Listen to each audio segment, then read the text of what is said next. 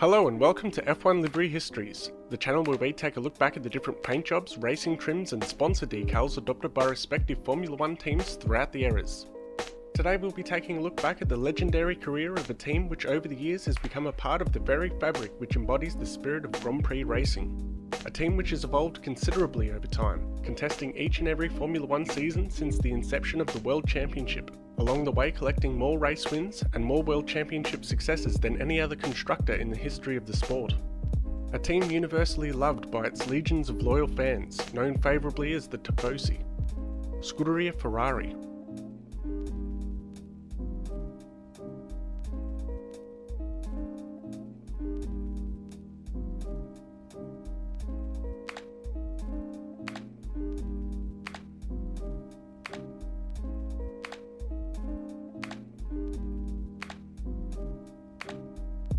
Il Grande Vecchio, more commonly known to the English-speaking world as the Grand Old Man, Enzo Ferrari, began his motorsport career as a driver, competing in a total of 41 Grand Prix with a record of 11 wins, most famous of which being his triumph at the first ever Coppa Acerbo in 1924, behind the wheel of an Alfa Romeo. After retiring from racing, Ferrari turned his attention towards team management and founded his very own racing team, Scuderia Ferrari, in 1929. The team initially functioned as an autonomous Alfa Works team, with Enzo at the helm as team manager, entering Alfa cars at Grand Prix level throughout the 1930s. Ferrari's cars would be characterised by the team's renowned prancing horse badge, which originally was the emblem of Italian World War I pilot Count Francesco Baracca, with Enzo having received a blessing from the Baracca family to use the symbol on his cars, which they insisted would bring him good luck. In 1939, Enzo Ferrari parted ways with Alfa Romeo and would go on to reactivate his team, this time as a reorganised standalone constructor. Scuderia Ferrari produced its first race car in 1940, the Tipo 815, and in 1943 would relocate from the town of Modena to its present-day location at Maranello. Ferrari's first Formula 1 victory was secured at the 1947 Rome Grand Prix, with Franco Cortese behind the wheel of the 12-cylinder, supercharged Tipo 125. In 1949, Ferrari was triumphant at the Le Mans 24-hour race, the first of 9 Ferrari successes, with the 166mm of Luigi Chinetti and Peter Mitchell-Thompson taking the honours. Naturally, the cars of this time came painted in Ferrari's immortal shade of Rosso Corsa. In 1950, Ferrari took part in the inaugural Formula 1 World Championship. Along with the Tipo 125, the team would develop the 275 and later the highly successful 375 chassis, which made its competitive debut at Spa-Francorchamps. In 1951, Alberto Ascari clinched Ferrari's first World Championship win at the German Grand Prix. 1951 would also see Ferrari entering their 212 chassis. For the 1952 and 1953 seasons, the FIA mandated that the World Championship would be contested under Formula 2 regulations, and so Ferrari would enter its Formula 2 cars, the Tipo 500 and later the Tipo 553.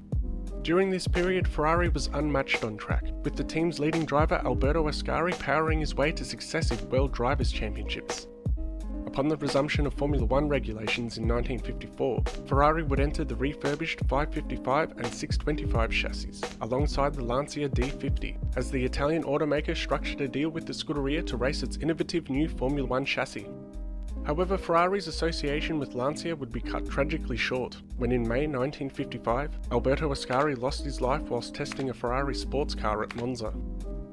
Heading forward, Ferrari would purchase the rights to the D50, persevering with the car for the next 2 years. 1956 would see a return to form, with one Manuel Fangio pocketing his 4th driver's title driving the D50. More tragedy was to follow in 1957 at the annual Mille Miglia, when Ferrari driver Alfonso de Portago's car spun out of control and crashed at a high speed, killing both the car's driver and navigator, along with 9 spectators. Following this disastrous event, the Italian government would put a halt to all motor racing on Italian public roads, whilst charges of manslaughter would haunt Ferrari over the course of the next 4 years.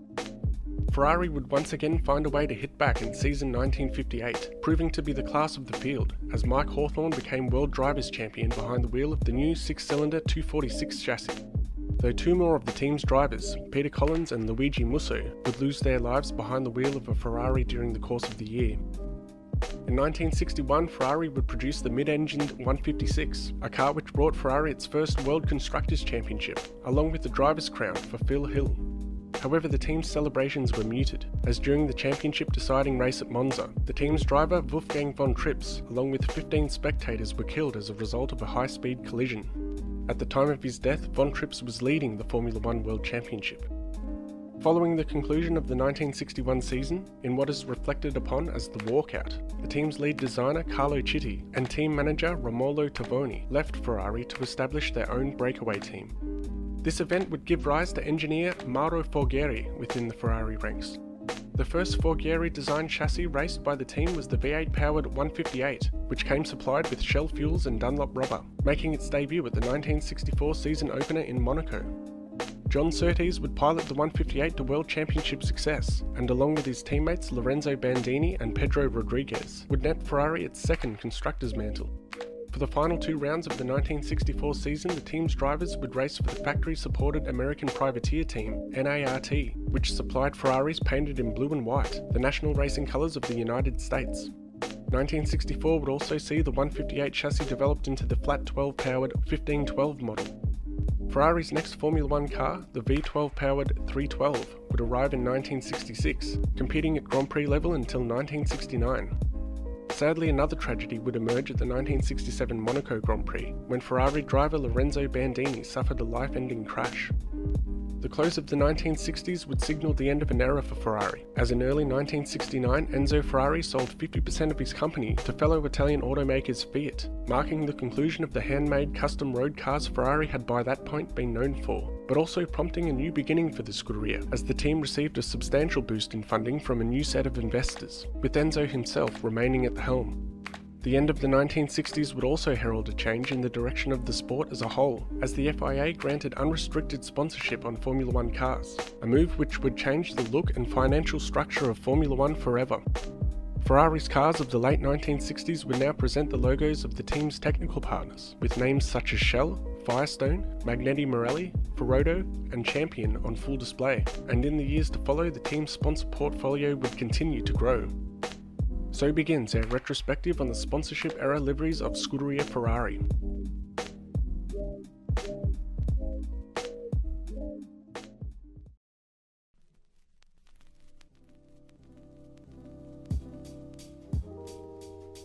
For the 1970 season, Ferrari would produce the flat 12-powered 312B chassis, a car which ushered in a new look for the team, as a large presence of white was added to the livery.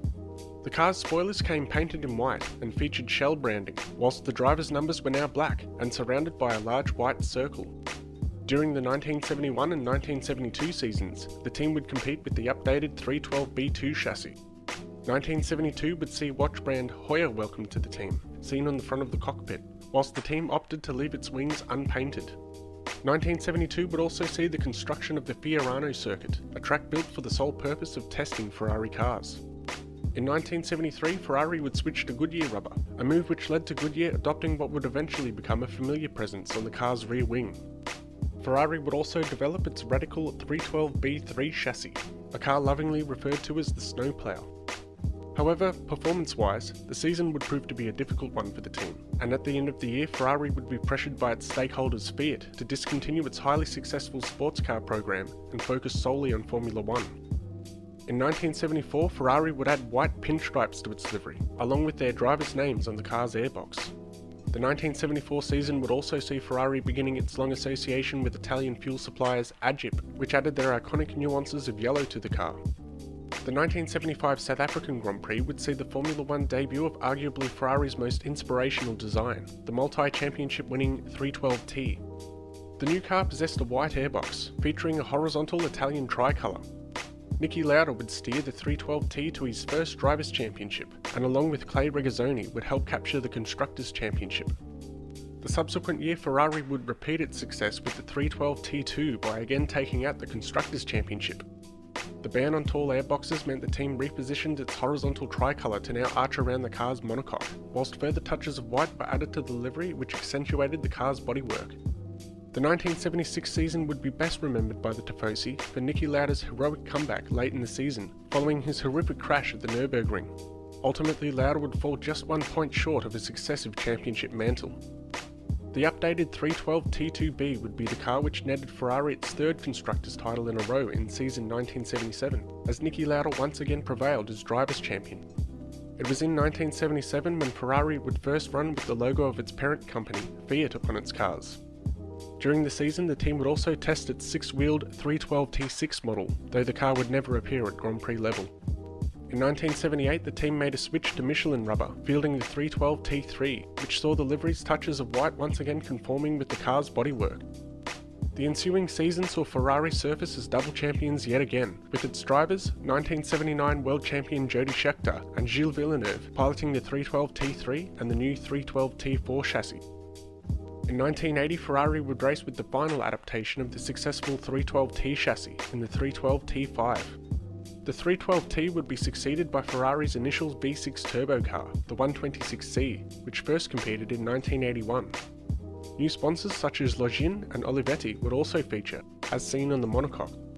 With the arrival of designer Harvey Postlethwaite at Maranello and the team transitioning back to Goodyear rubber, 1982 would see Ferrari reclaiming the Constructors' Championship with the updated 126C2 chassis.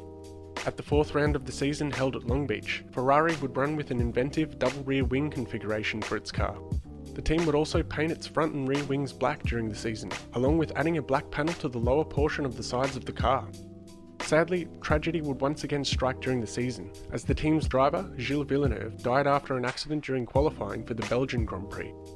5 rounds later, Villeneuve's teammate and rival Didier Pironi would suffer career-ending injuries at the German Grand Prix. Ferrari would win its 8th Constructors' Trophy the following season, with the 126C2B and 126C chassis, as well as its drivers Patrick Tambay and René Arnoux. The 126C would again be refurbished for 1984, as the team raced with the 126C4 model. For the first time, cigarette brand Marlboro became an official team sponsor, appearing on the car's monocoque with a logo that also incorporated the drivers' names. To conform with tobacco advertising bans at certain events, this logo would appear without any Marlboro text. Ferrari's livery would remain unchanged for the 1985 season, as the team competed with the all-new 156/85 chassis, the final car to receive design input from Mauro Foggieri. This would be followed by the F1 86 the following season, as new sponsors Digital Computers joined, identified on the sides of the rear wing. In 1987, Ferrari would field the F1 87, a car which proudly retained all of the visual traits traditionally associated with Ferrari. During the year, Agip would display Anycam branding on the front of the car, which reflected the Italian public body Eni, having purchased the formerly private fuel company. For 1988, the F1 87 was updated and renamed the F1 87/88C. On the 14th of August 1988, the team's founder and tireless leader, Enzo Ferrari, passed away at the age of 90. In 1989, Ferrari would return to V12 power with the John Barnard designed 640. This car was followed by an updated version in the Enrique Scalabroni and Steve Nichols penned 641 chassis, which was very nearly piloted to championship success by Alain Prost. At the 1990 French Grand Prix, Prost would pilot the 641 to Ferrari's 100th Grand Prix win. Ferrari would continue to update their car, fielding the 642 and 643 chassis for the 1991 season. 1991 also saw Japanese electronics company Pioneer joining as sponsors, securing a spot on the car's side pods. In 1992, Ferrari ran with the F92A, notable for its double flat bottom floor, which produced a competitive level of downforce. The next season, Ferrari participated with the F93A, with Marlboro now taking on space on the car's rear wing, whilst for the first time in many years the team reintroduced the Italian tricolour to its livery, which was present within a white hoop which engulfed the car's engine case and monocoque. This livery design though would prove to be short-lived, as in 1994 the team ran with an all-red livery for the 412 T1. Marlboro would take on a slightly larger presence in 1994, now seen on a bigger scale on the car's engine case, occasionally adopting the use of white, nondescript blocks to obscure its branding at tobacco ban races. 1994 was also Jean Tot's first year in charge of the Ferrari racing division, as well as the year Paolo Martinelli was appointed the team's lead engine designer. In 1995, Ferrari entered the 412 T2 chassis, as Telecom Italia signed with the team to appear on the front wing end plates. The 412 T2 would prove to be the last ever V12 powered car to compete in Formula 1. In 1996, Ferrari would reunite with fuel suppliers Shell, entering a partnership which is still active today. Shell's logos would appear on the front wing, nose cone and side pods of the all-new F310. British jewellers Asprey would also appear on the car's side pods. 1996 proved to be the beginning of a shift in fortunes for the Scuderia, as reigning world champion Michael Schumacher moved to the team from Benetton, along with technical director Ross Brawn and designer Rory Byrne. Away from the track, Ferrari would also enter a new era on the financial front, as stalwart sponsors Marlboro were now set to become the first titular sponsor in the team's history.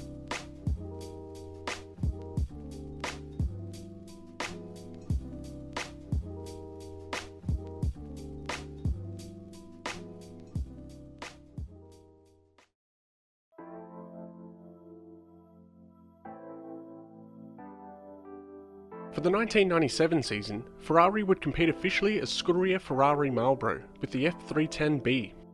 Most significantly, this marked the very first instance of Ferrari changing its primary livery colour at Grand Prix level, as the Scuderia traded in its timeless shade of scarlet for Marlboro red. This resulted in a more vibrant look for the team, as Marlboro's famed chevron descended from the very top of the car's engine case. The team would also usher in this new appearance with black driver numbers, surrounded by a white outline, along with the addition of a small Italian flag, which would remain on the car in various locations in the years to follow. In 1998, the team produced the F300, the first car designed by the team of Ross Brawn, Rory Byrne, Aldo Costa and Nicholas Tombazis, and the last in a long line of Ferrari cars to be shod with Goodyear rubber. Ferrari's partnership with Goodyear would give way to a long-standing partnership with another Japanese tyre company in Bridgestone, which began in 1999. The F399 chassis would prove to be Ferrari's first Constructors' Championship winning car in 16 years, whilst in the absence of the team's lead driver, Eddie Irvine would mount an impressive championship challenge, falling just 2 points shy of a fairy tale triumph.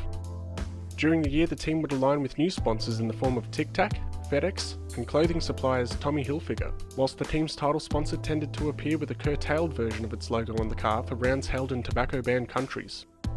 The turn of the century would mark the beginning of an extraordinary Ferrari dynasty, as the team would enter an unabated spell of indefatigability over the course of the next 5 seasons. For the 2000 season, the team would race with the F1 2000, the car which powered Michael Schumacher to his 3rd world championship, and along with the efforts of teammate Rubens Barrichello, the two drivers would secure back-to-back constructors' mantles for the Scuderia. Schumacher and Ferrari would breeze to twin championships again in 2001 with the all-conquering F2001 chassis. The F2001 was also retained for the first few rounds of the 2002 season. At the Italian round of the 2001 season, with the full agreement of its sponsors and suppliers, Ferrari ran with a plain red livery, which bore a black nose section as a mark of respect following the 9/11 terrorist attacks. Season 2002 would see Ferrari reaching its competitive apex, as the team collected an astonishing 15 race wins during the course of the season. At the 2002 Brazilian Grand Prix, the team debuted the F2002 chassis, which turned into the F2002B.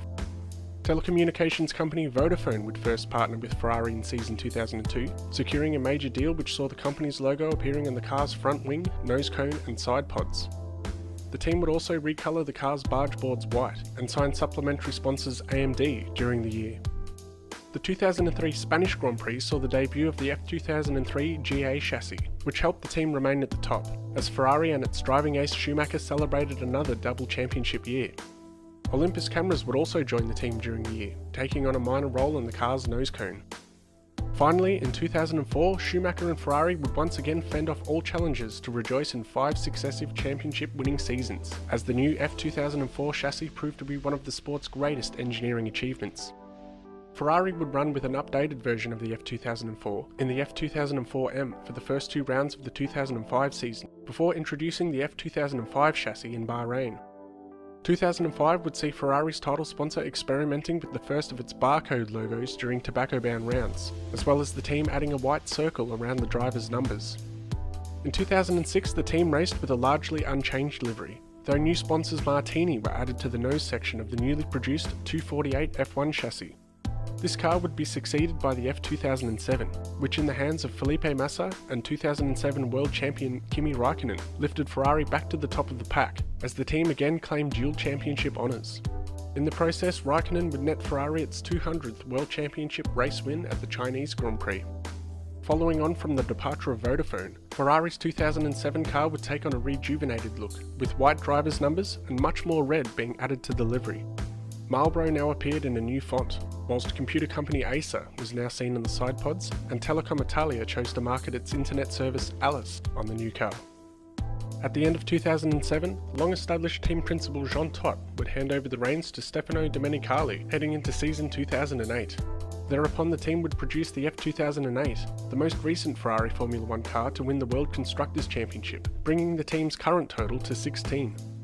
The 2008 season would be noted for Felipe Massa's near championship winning drive, which saw the Brazilian falling short of the driver's title by just 1 point.